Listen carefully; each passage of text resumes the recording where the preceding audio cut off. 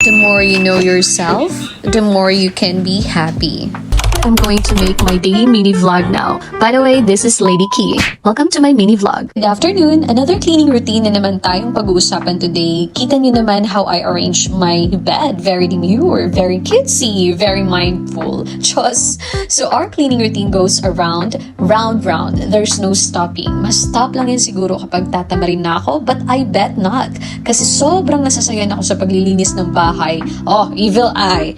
Purya usog. Because of this, house cleaning materials na napapadali na lang niya ang paglilinis ko, like this vacuum and this spray mop. Lalo na ang spray mop. There's no need for me to constantly wash the mop. That really takes some time for me to do.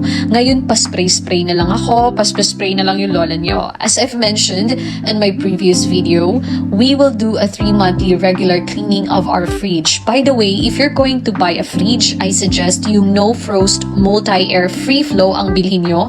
Lalo na kung tamad ka mag-defrost ng fridge para hindi mamuo ang mga ice dyan sa fridge nyo. I-share ko lang why my husband decided to bought this fridge. This kind of big fridge na pwede lang naman na sana maliit lang since dalawa lang kami. You know guys, he bought this in the intention for our future baby. Kasi for sure maraming kailangan ilagay sa fridge pag may anak ka na.